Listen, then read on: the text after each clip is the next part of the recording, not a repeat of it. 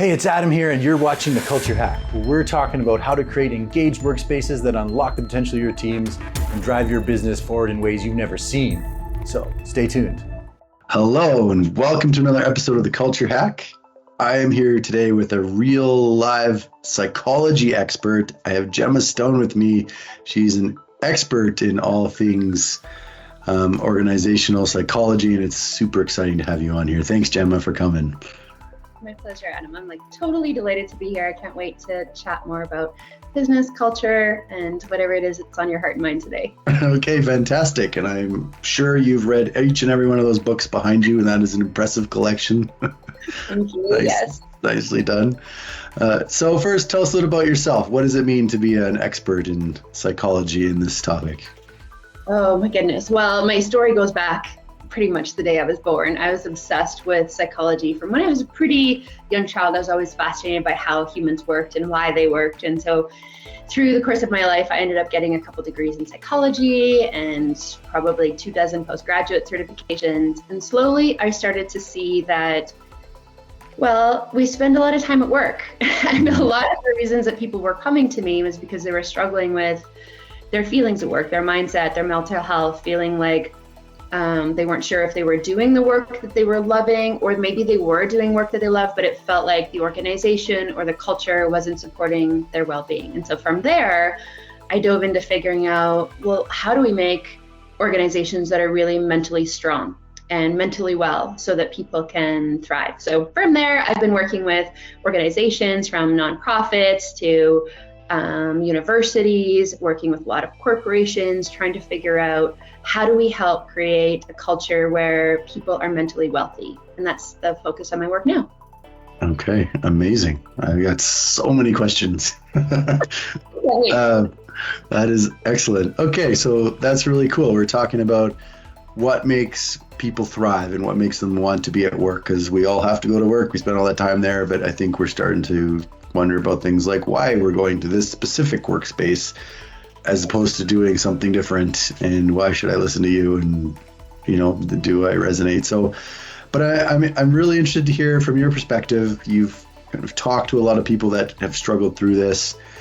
What do people that thrive in a workspace, like what is the difference between someone who thrives and someone who doesn't? Oh wow, that's such a fantastic question.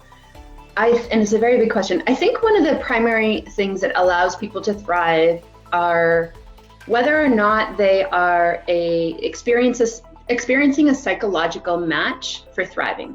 And so one of the things that I do in the work that I do for organizations, but also for individuals, is looking at how do you become a psychological match for this work, for this leadership position, for this organization, for this vision, for this mission, because sometimes it feels like we know what we want, but we can't get there. So maybe we want to be really motivated to wake up in the morning and go to work and deliver our best work, but we didn't, maybe the night before we did Netflix and binge or something. So we wake up and we're exhausted, we're dragging yourself out of bed. So sometimes it's about how do we become a psychological match in terms of our behaviors.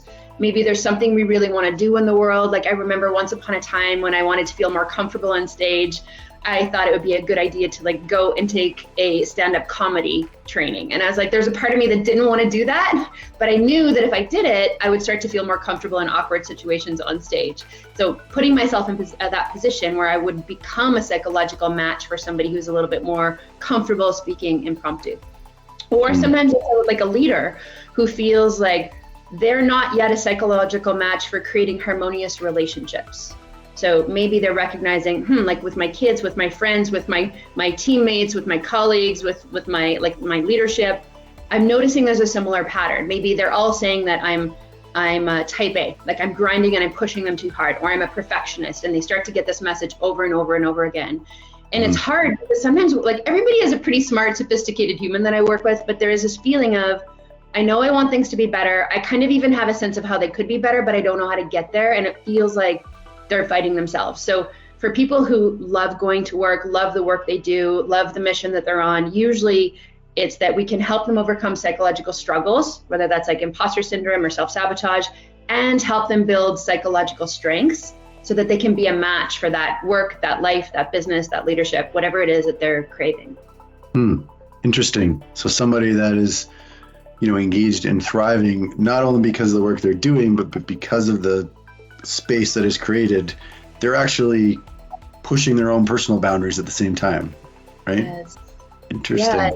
Yeah, absolutely. And there's this feeling too, like when we're talking about the environment that allows people to thrive. So one is, I think it's important that we all look at our own stuff. Like I think the inner world really has a big impact on the outer world, but the outer world also has an impact on the inner world. So when I'm working with organizations and culture, the three components that I think are most important to create a thriving workplace are safety, love, and belonging. Mm-hmm. And that breaks down in some different ways. Like safety is a lot about trust. It's a lot about respect. It's a lot about creating a workplace that feels like it's like a place where nervous systems can regulate, like they're not super stressed out all the time, not always bordering on the edge of burnout. Mm-hmm. Love is a lot about like creating an environment where people love maybe the work that they're doing. They feel connected to the purpose or the mission, or maybe there's this feeling of love amongst team members. Like I really appreciate who you are as a human. And then the third one is belonging, that feeling of like, okay, we're moving in a direction together. We all know that we matter. We all know that our pieces are an important part of the whole. So safety, love, and belonging is kind of like the external environment that I think we also really need in order to thrive. So in talking to these people and these struggles to create that psychological connection, easier said than done. Are there some interesting examples or obstacles that are recurring that you see come up in situations like this that you'd care to share? Yes, absolutely. One of the things that I find is that at some core level, most of us have a type of fear that we're struggling with, as well as a type of fear that motivates us. So for some people, it's like fear of abandonment or fear of rejection or fear of not being good enough, fear of vulnerability, fear of intimacy. There's some fear that causes us to behave in these ways that I call survival strategies. So we learn how to cope with these big fears by doing things that keep us safe or secure love or create belonging, but a lot of times they don't help us. They actually end up hurting us, or they end up hurting the people that are around us. And one of the leaders that I'm working with right now grew up in poverty. And what we're noticing in his leadership is he's very warm and charismatic and personable and friendly, and people really love a lot about the way that he leads. But one of the challenges is that because he grew up in poverty, he has this scarcity mindset. So even though the company is doing really well and personally he's doing very well, there's no reason for there to be a fear of scarcity, because that's like it's like the water he was swimming in growing up, and it just sort of became part of who he was. Now he sees the world through this lens of scarcity. So there's not enough resource, there's not enough time, we're not getting enough results. We need to kind of work and grind and hustle. And what's happening is that there's beginning to create a burnout culture. So because he feels like he always has to be available, because if he's not available, then they're not going to be able to create enough results. He's answering emails at 3:00 in the morning. His team is seeing this.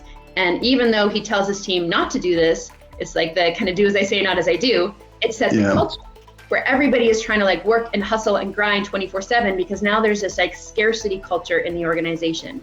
And we know that scarcity creates fear. So when people are in this fear response, all of a sudden they're responding from reactivity and anxiety and anger and aggravation. Not only that, but their work-life balance is really out of whack. So now they're also struggling with like burnout and feeling like resentful. And so it's interesting how sometimes one fear can have this ripple effect on our whole system personally, on our family system, on our relational system, on our organization, on our culture. So one of the things that I really invite people to do is to look at what are the fears beneath the surface that are driving you, and how are those fears helping you? Because sometimes we need to acknowledge the ways that they help us, but also how are those fears holding you and hurting you and holding you back? Interesting. That's some pretty deep stuff, right? Like, so there's this leadership journey becomes a real internal journey before you can, invite people into the ship, so to speak.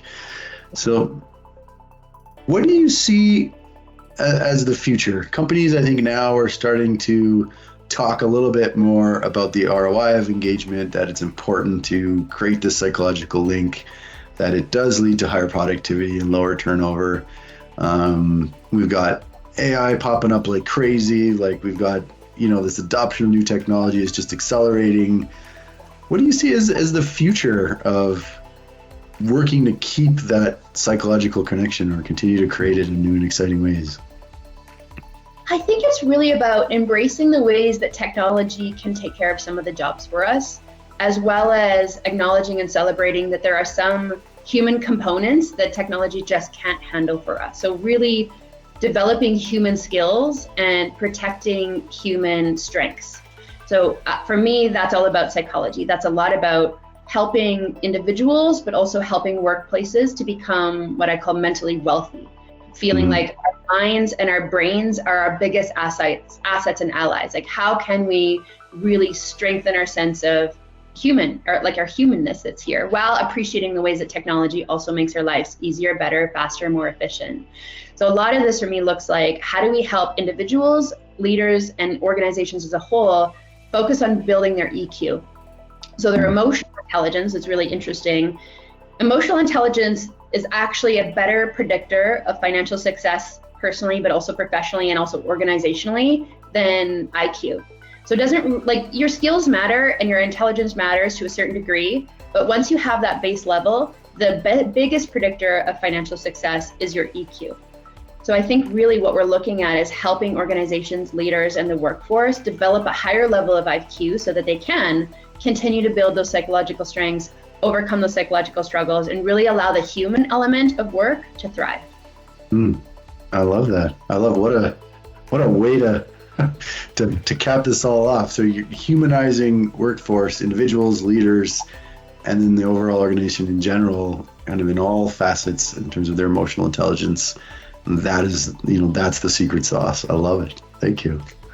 Yeah. Well, I really appreciate you coming on here, Gemma. I feel like I could pick your brain on this stuff for hours, but I really appreciate you coming down and sharing some gems with us. It's been amazing. So appreciate it. My pleasure. Yeah, it's such a delight. I love the work that you're doing. I'm so grateful for the opportunity, and feel free to pick my brain as much as you'd like. All right. Thanks, Gemma. Hey, thanks for watching The Culture Hack. Do you want to chat culture and engagement? Give us a call and come on the show.